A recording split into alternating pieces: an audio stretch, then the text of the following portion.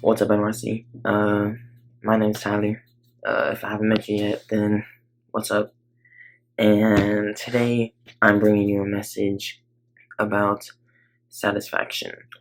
And before I dig deep into everything, I just want to give a little definition of what satisfaction means so we're all on the same page. It says here, the definition of satisfaction is fulfillment of one's wishes, expectations, or needs. So before we start everything off, I just want to give a quick little story about myself.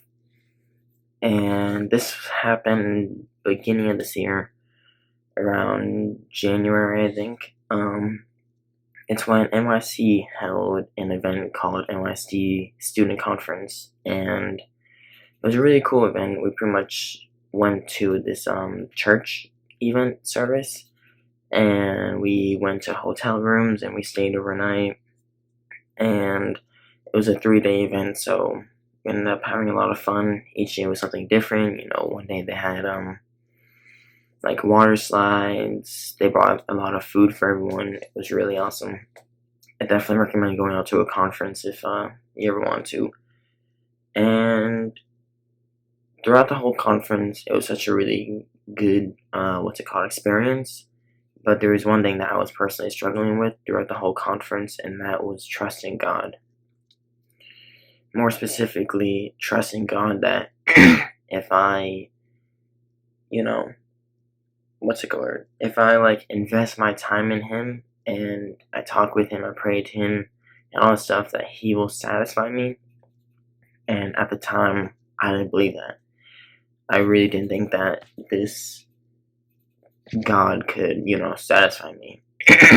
Not just satisfy, but satisfy me forever, And so I was kind of going back and forth with God this whole conference, really.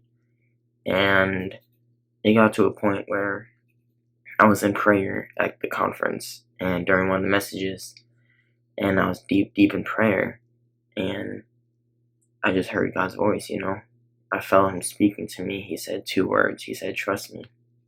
And from those 2 words, it actually changed my whole view of trusting Him, and it helped me, gave me motivation to dig deep into the Word, and there I found that He really can satisfy you. So that leads me into my first point today.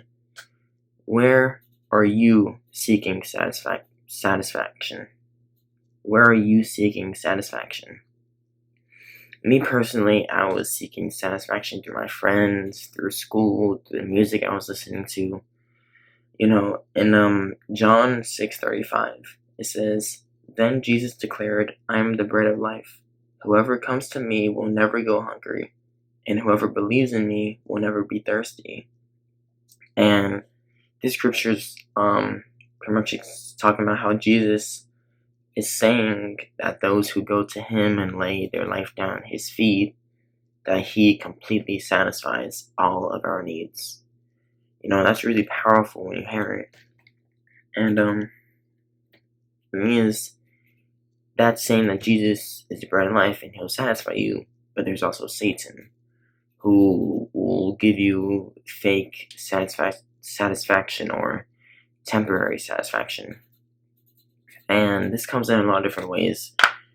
A few examples being, if you're scrolling on Instagram and that message pops up, you have a choice. You can open the message and read it and respond, or you can just ignore the message.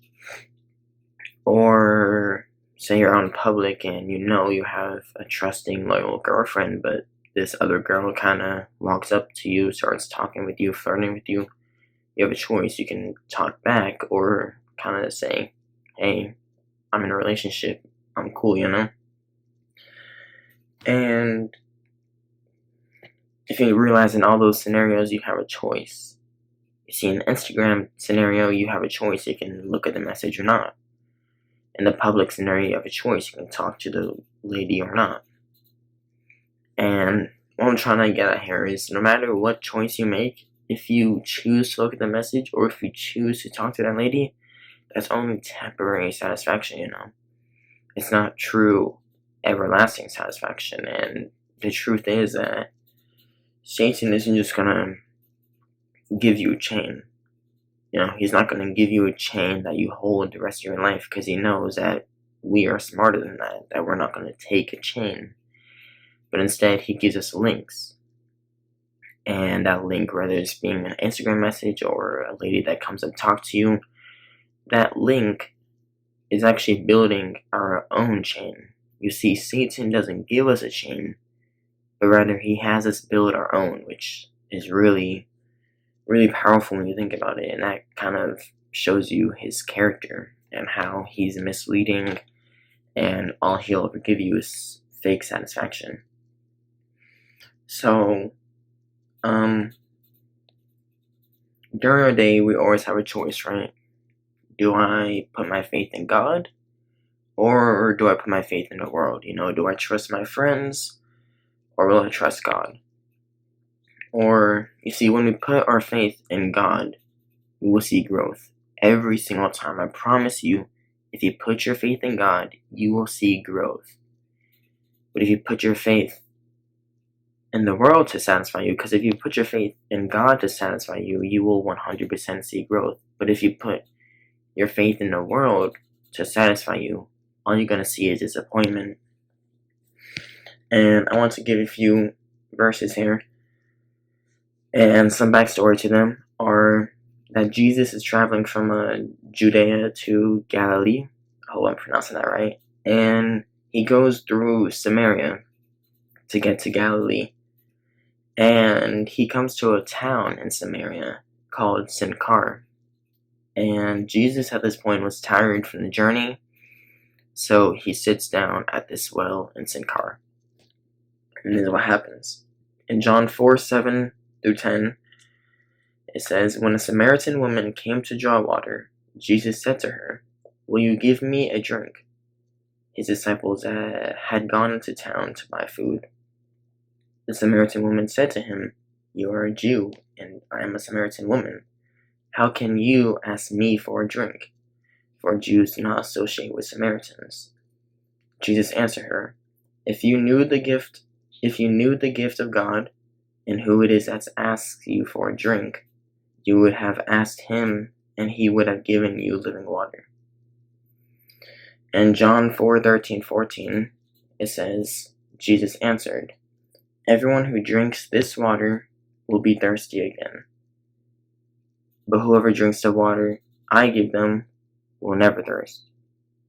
Indeed, the water I give them will become in them a spring of water welling up to eternal life. Which leads me to my next point. Drink from living water. You see, living water is salvation. Living water is a promise from God saying, if you drink from my well, if you build the church, if you live the life that Jesus lived, then he will grant you water, which will no longer cause you thirst, being satisfaction, or being salvation. So, when you're unsatisfied, right? When you're unsatisfied, you keep going back to the source. Because you think maybe this time if I do this thing, or this time if I say these things, that it will finally satisfy me, but the answer is it never will. You see, if you keep just going back to the source, if you think you can just scratch this itch enough, it'll never go away. And I want to end this off on this last point. So if you've been kind of in one ear out the other, this whole message is the main point I want you to hear. That you are not meant to be led, by your cravings. You're meant to be led by your Creator. You see, you're not meant to seek satisfaction in your cravings and worldly desires, but you're sent and you're made to seek satisfaction from God. And in Psalms 107:9, it says, "For he satisfies the thirst and fills the hungry with good things." So I just want you to, throughout your week, I want you to sit down, have some quiet time, and really think about what you are seeking for satisfaction in life right now. Think about what you are going to, who you're going to, what you're going to, and change that, and instead go to God. You see, let Him satisfy you, because He is the only one that is enough, and He is the only one that will ever be enough.